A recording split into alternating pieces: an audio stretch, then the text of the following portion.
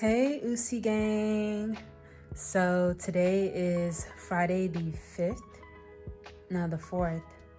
And today is the day that I traveled to Atlanta to go and be there in time for the curl party in Atlanta tomorrow. I'm so excited. Y'all know my friend Elaine's hosting, along with other stylists. They're going to be there. It's going to be amazing. It's going to be great. So to prepare, I just took my hair out of braids, and this is my day one wash post braids that I had in for a month. We looking good, okay? We looking good. Miss Hair is back, okay? Miss Flow is flowing, is banging, okay? Like the fluff. But yeah, I'm just finishing up some last minute packing. I'm pretty much finished, really. About to put some mouthwash. My friend is coming. We're planning to travel to Atlanta together, and we're just gonna have a ball. We're on our way to the curl party. This is my friend Kenya, and we are both so excited. Aren't we excited, Kenya? So excited. So excited. We look good too. It's about to be a 5-hour drive, y'all. 5-hour drive. We have to split the trip, but we gonna make it. We gonna make it. Made it. Guess who's with me? We're walking to our room. Okay, that must be it. We're at a literal dead end. Okay, but we made it to Atlanta. There's the hostess with the mostest.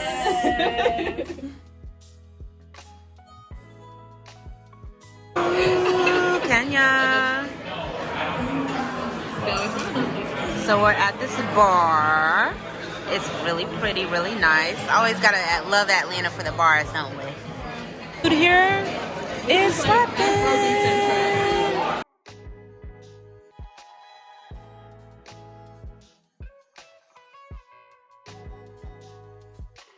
This is gonna work. If you see two chairs facing each other, there's gonna be a stylist at one of those chairs. So if you're a stylist, if you can get it in one of the chairs that's facing, and then we're gonna try to get a nice flow. The consultations are gonna be 5 minutes. You get to ask questions to the stylist if you're having any, anything you want to know. You can ask them, and they'll give you their professional take on it. Yeah. So then we, yeah. No, you're okay. Yeah, you're back. Usually whenever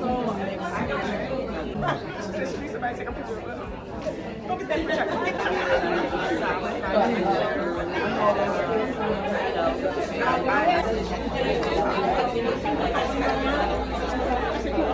What's good? You want to introduce yourself? Oh, it's a video. Hey, my name is Leslie Coyle, but my name is really Tiffany. I'm here at the curl party with Usone, and we're having a great time. Woo! Yeah. Y'all, when I tell y'all, look at her outfit. It's Sorry. Can you get the shoes? Let me turn it around.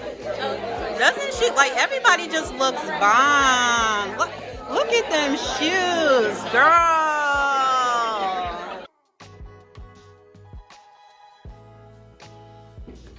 Has color treated hair is Joanne.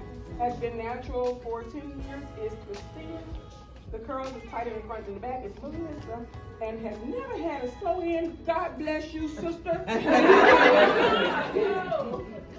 do you say your name? K-N-Y-L-A.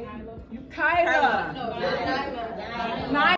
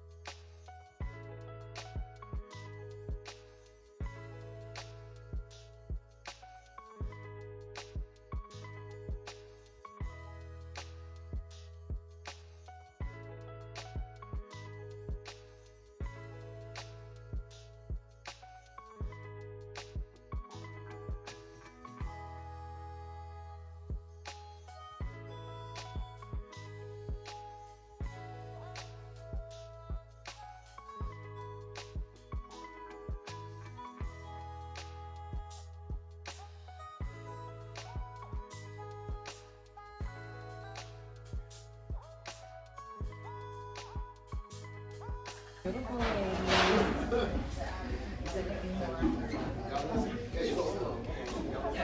over here. Okay.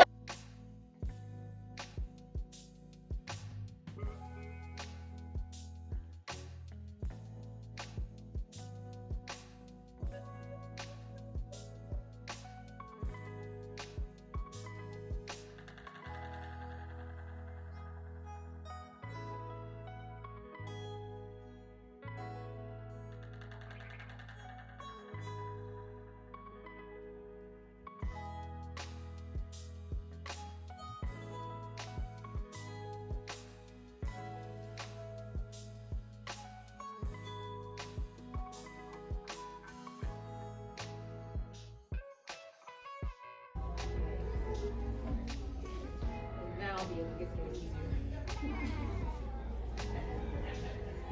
See the difference? See how I'm able to get through those hands much better?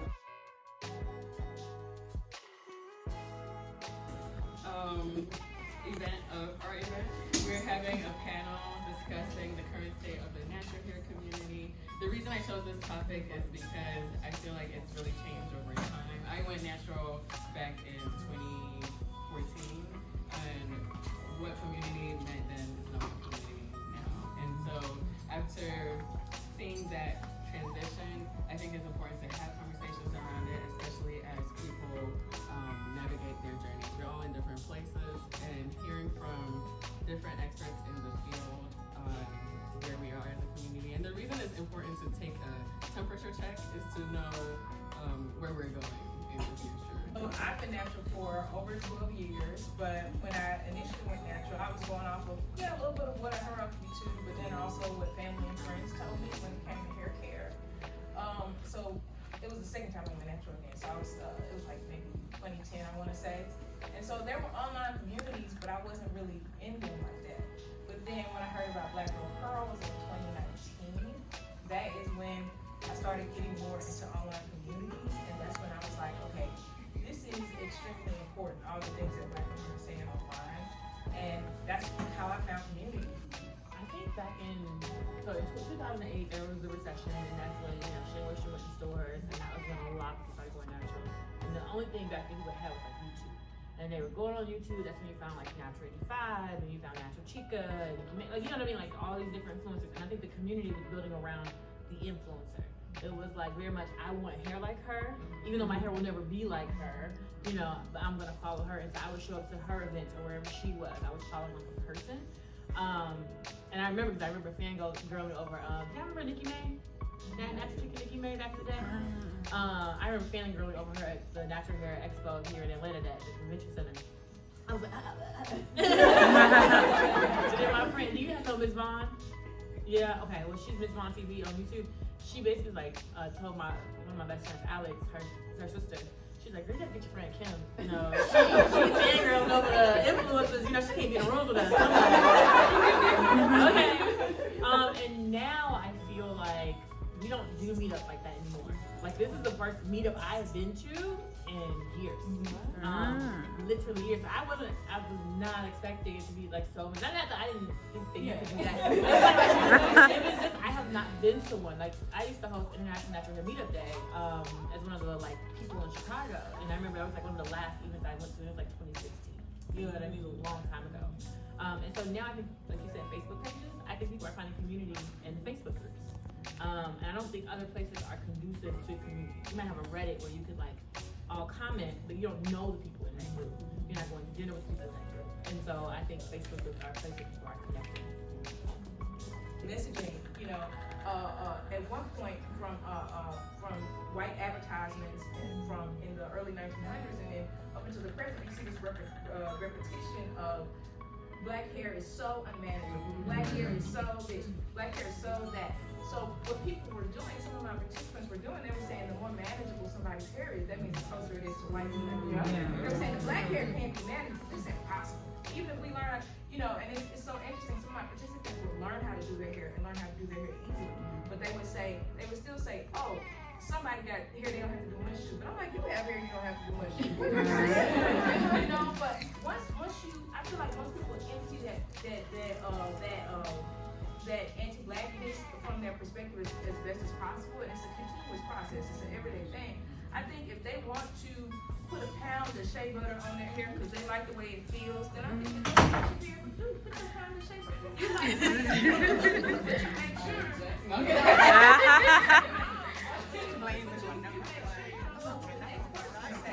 You know, you make sure you don't go to the next person and say, well, the only reason why that's working for you is because your granddaddy was a white man.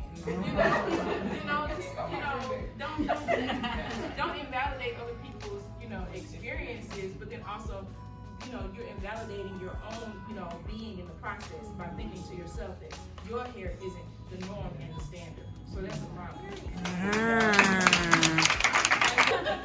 Doctor, I underestimated what it meant to teach someone to do their hair because it meant that I had to unpack all of the messaging that they had been told about their hair. I had to unpack all of the misconceptions they had been told about their hair.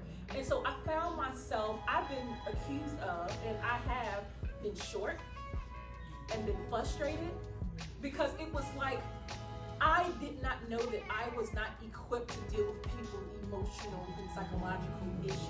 Hard. We were already told it was difficult. I even hate the term manage. It's like it sounds like a disease. Like we can't cure it, but we can manage it. It's just there. But I think what I got caught up in as a stylist is not knowing how to handle previous messaging and not knowing how to help them.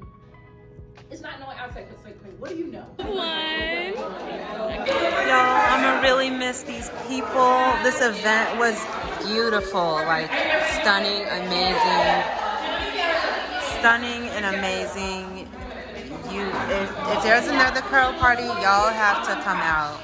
Like the ticket was worth it. It's so beautiful. I want to cry.